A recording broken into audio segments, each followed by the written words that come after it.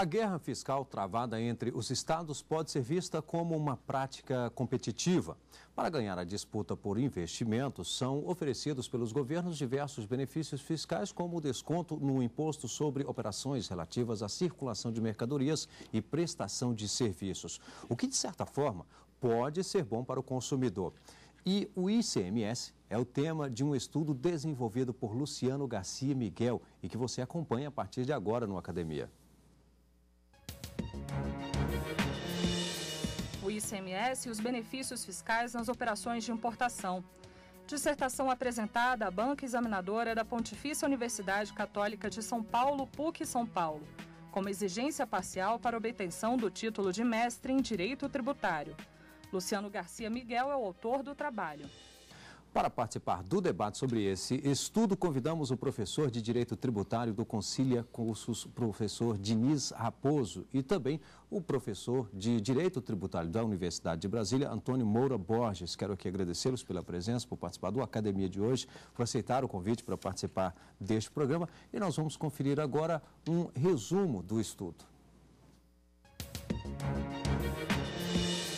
O objetivo do trabalho é investigar a incidência do ICMS nas operações de importação, entre os quais se inclui a questão relativa à guerra fiscal. Para isso, é importante analisar com antecedência os principais aspectos da disciplina jurídica desse imposto.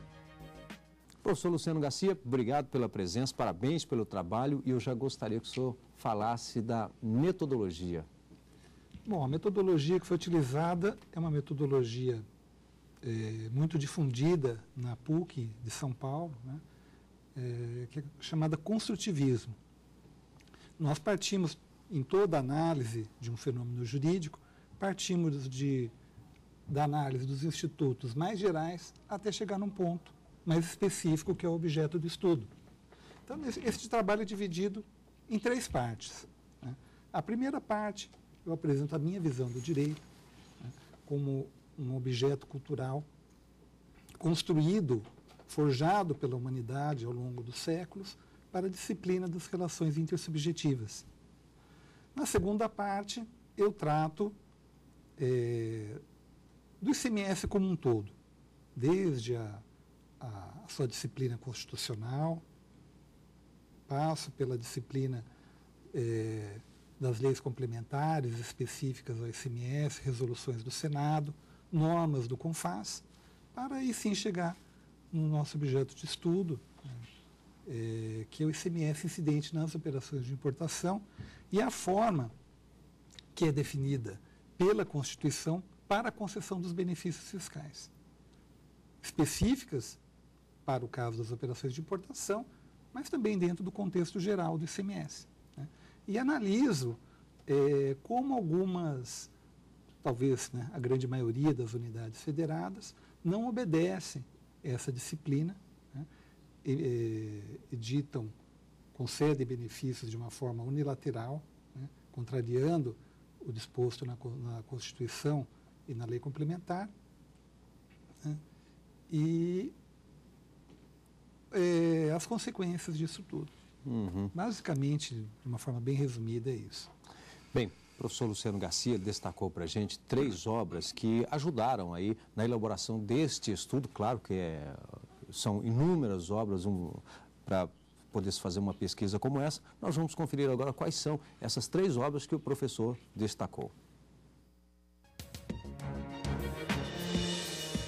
ICMS de Roque Antônio Carrasa, editora Malheiros. Direito Tributário, Linguagem e Método, de Paulo de Barros Carvalho, editora Noeses. ICMS, Teoria e Prática, de José Eduardo Soares de Melo, editora Dialética. Professor Luciano, o senhor destacou essas 3 obras, por quê? De que forma cada uma contribuiu? Bom, as obras do professor Roque Carrasa e do professor Soares de Melo são 2 obras clássicas sobre ICMS. Né? Elas me acompanham desde que comecei a estudar, né, o direito, mais especificamente o direito tributário.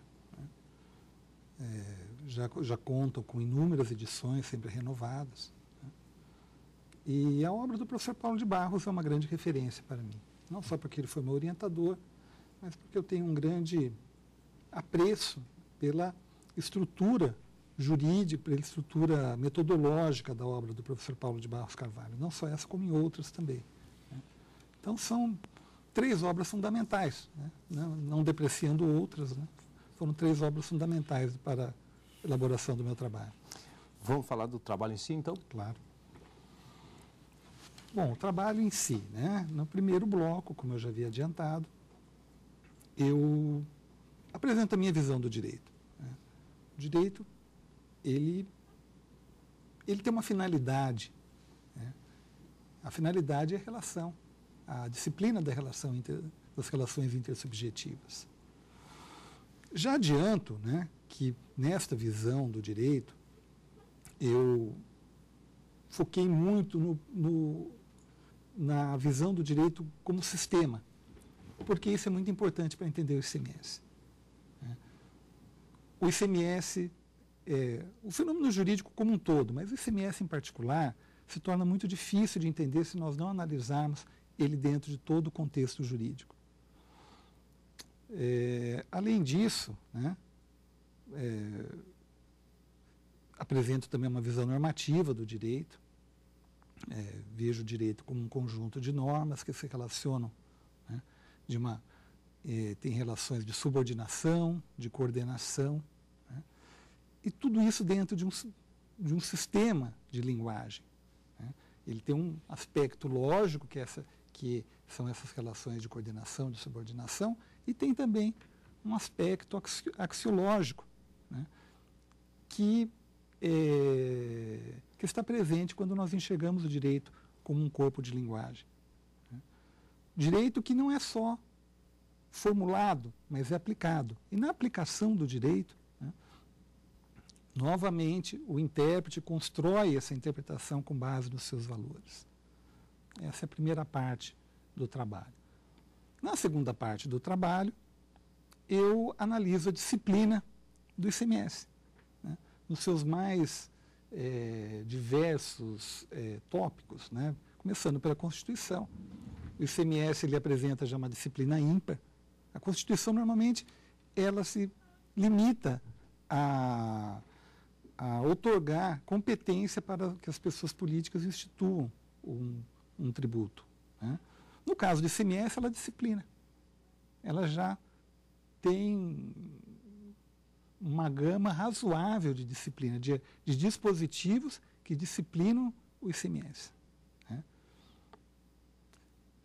Além disso, remete a outras figuras importantes do repertório legislativo nacional a estruturação jurídica desse imposto. O ICMS é disciplinado por 2 leis complementares, Lei Complementar 24/75 e a Lei Complementar 87/96. E a carga tributária das operações interestaduais é disciplinada por resoluções do Senado. Além disso, né, mesmo que não exigido pelas leis complementares, o CONFAS, né, que é o órgão colegiado que reúne representantes de todos os estados e o Distrito Federal, tem desenvolvido ao longo das décadas uma grande disciplina uniformizadora do imposto. O que nos leva a considerar que o ICMS, apesar de ter sido outorgado, né, a Constituição ter outorgado a competência para a sua instituição aos estados, ele é um imposto de índole nacional. Ele funciona tanto melhor quanto mais harmonizado ele estiver. Na verdade, né, fazendo uma análise minuciosa do ordenamento jurídico, nós chegaremos à conclusão que pouco espaço sobrou para as assembleias legislativas na disciplina desse imposto. Tal é a minúcia com que esse repertório legislativo nacional disciplina o ICMS. Na terceira parte do trabalho, eu trato basicamente, então, especificamente do ICMS importação. ICMS importação, na minha visão, né, também é o mesmo imposto, não é um imposto separado como alguns autores pretendem. É o mesmo imposto, né, com algumas diferenças. em relação às operações normais.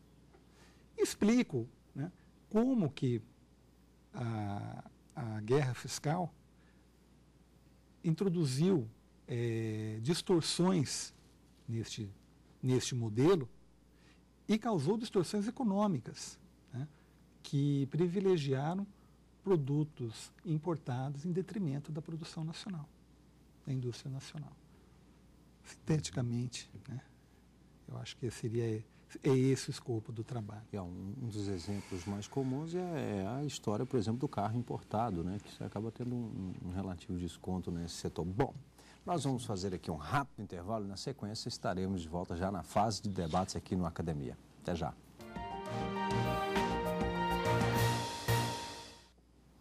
Em debate hoje no Academia, a dissertação O ICMS e os benefícios fiscais nas operações de importação. Estudo apresentado por Luciano Garcia Miguel, a banca examinadora da PUC São Paulo, para a obtenção do título de mestre em Direito Tributário.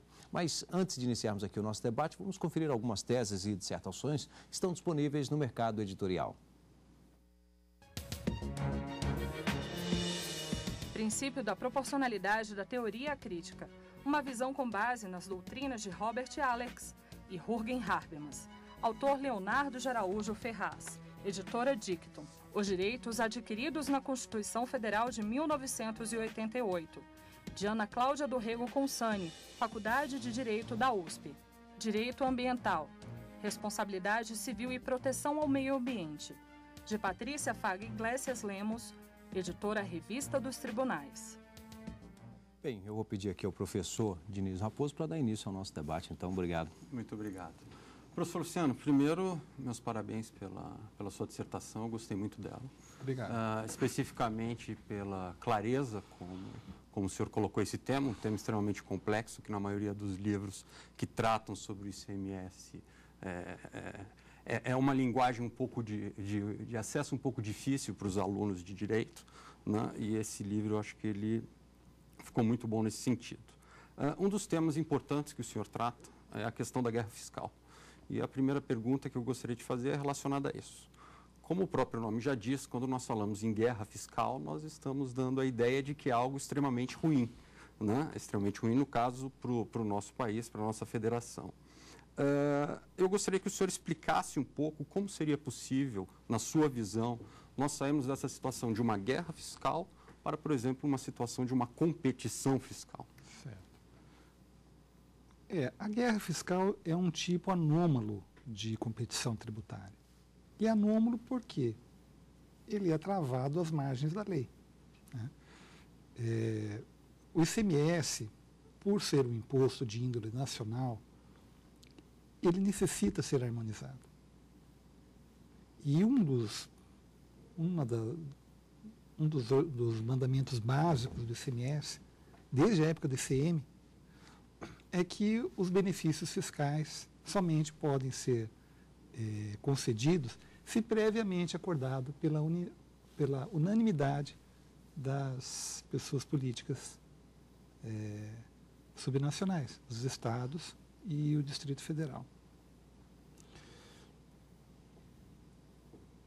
Esse eu acho que é o primeiro aspecto ruim da guerra fiscal, e é por isso que eu entendo que ela é ruim, né? Porque ela é concedida à margem da lei. Se ela é concedida à margem do ordenamento jurídico, nunca é muito claro, né, as razões pelas quais são beneficiadas este ou aquele empreendimento. O que nós temos visto ao longo dos últimos anos, né, talvez mais especificamente no final já no início da década de 90, né, quando a guerra fiscal começou a ganhar força, né, um Estado concede um benefício para levar um empreendimento qualquer para o seu território. Os outros estados começam a conceder o que nós chamamos de benefícios reativos. Concedem benefícios menores que aquele já concedido, né? Por isso que muitas vezes se chama a guerra fiscal de uma corrida ao fundo do poço, porque os estados vão diminuindo cada vez mais a carga tributária, buscando atrair incentivos, atrair empresas para os seus territórios. Mas, pois bem, eles levam empresas para o seu território com incentivos que muitas vezes diminuem a zero a carga tributária, né? Só que o levar a empresa, o levar a fábrica para o seu território, importa em custo para o Estado. Ele tem que prover estrada, energia elétrica, saneamento básico, né? Educação, saúde para aqueles funcionários. São empreendimentos que não carregam recursos para o Estado e o Estado tem que desembolsar. Se isso ainda fosse temporário, ótimo. Só que o que nós temos visto é que os benefícios tendem a ficar eternos. Né? E os benefícios eternos não cumprem a sua função. Né? O que tem causado a guerra fiscal? Uma grande desarranjo na concorrência, né? A ineficiência de alocação econômica de alguns, talvez da grande maioria desses empreendimentos, né? Que só sobrevivem à custa de incentivos. Né? Como nós podemos passar para um sistema de competição saudável? Né? Primeiro, todos os incentivos têm que ser concedidos dentro de uma ordem consensada, de uma ordem legal. Né? Não, enquanto os estados continuarem a concederem benefícios de forma unilateral, né, reativamente aos outros, sem a mínima organização, né, nós vamos continuar, não no sistema de competição tributária saudável, mas no sistema de guerra fiscal. Como fazer para passar desse sistema para o outro? Né? O Brasil, isso é um assunto técnico, talvez muito técnico para ser tratado aqui, mas ele tem uma peculiaridade. Quando uma mercadoria sai de São Paulo para Minas Gerais, por exemplo, né, grande parte do imposto dessas operações fica em São Paulo. E o pior, se torna crédito que tem que ser honrado para o Estado de destino. Como os estados concedem benefícios fiscais que não influem neste crédito, né, a empresa não paga o ICMS para o estado em que ela está situada, mas transfere o crédito. É um mecanismo chamado de crédito presumido, crédito otorgado, transfere o crédito para o estado de destino. Me parece, em São Paulo nós temos, né, sempre defendido essa ideia. Talvez o primeiro passo para reorganizar todo este problema seria, como nos demais países que trabalham com esse tipo de imposto, né, diminuir a carga tributária nas operações interestaduais. Né, porque você carrega o imposto para o Estado, onde ocorre o consumo, né, e diminui a possibilidade de usar o crédito presumido como um incentivo da guerra fiscal. Professor Antônio Moura Borges. Eu agradeço pelo convite para participar deste programa. Ele desempenha um papel muitíssimo importante na divulgação de trabalhos que devem ser realmente do conhecimento da população. O trabalho que hoje está em debate se reveste de grande importância. Foi feito no âmbito da academia para a obtenção do grau de mestre, mas por alguém que tem uma vivência prática muitíssimo importante. O autor do livro, o Luciano Garcia Miguel, é o diretor da consultoria tributária da Secretaria da Fazenda do Estado de São Paulo. Portanto, é um grande conhecedor do assunto, do ponto de vista prático, e é também um acadêmico, acaba de publicar o resultado das suas pesquisas para a feitura da dissertação de mestrado. Portanto, eu muito fortemente recomendo a leitura, a aquisição dessa obra. O ICMS é um imposto muito complexo e, nesse livro, os assuntos complexos realmente são mostrados de forma muito didática e de fácil compreensão. O ICMS foi criado no âmbito da Emenda Constitucional número 18, de 1965, em substituição ao IVC, Imposto sobre Vendas e Consignações, que realmente era um imposto cobrado em cascata. Então, na época, foi uma grande novidade, não apenas para o Brasil, mas também para o mundo, essa forma de tributação. E foi feito também seguindo o modelo da taxe de la valeur ajoutée da França, um tributo que foi instituído na França em 1954. Mas trata-se de um tributo instituído num país unitário e aqui no Brasil, desde o início, o ICMS apresentou muitas dificuldades. É um imposto que grava, no início, só a circulação das mercadorias, mas hoje também de serviços, de transporte e de comunicação, desde a Constituição de 88. E o presidente Fernando Henrique Cardoso enviou proposta de reforma constitucional tributária para o Congresso Nacional. O presidente Lula também enviou uma proposta de reforma constitucional tributária. Há realmente um consenso de que o sistema tributário brasileiro necessita de uma grande reforma, de uma grande mudança. E a principal mudança diz respeito exatamente ao ICMS, né? E uma das propostas é no sentido de que a legislação venha a ser de competência da União e bem assim a sua cobrança, e a receita deve ser carreada para os estados. Trata-se de realmente uma proposta polêmica. Eu gostaria de ouvir do doutor Luciano Garcia Miguel a sua opinião sobre essa proposta. Olha, o ICMS realmente ele tem muitos problemas, né? Mas ele é de uma formulação jurídica muito bem construída. Eu acompanhei diversas propostas de reforma tributária. Essa é apenas uma delas, né?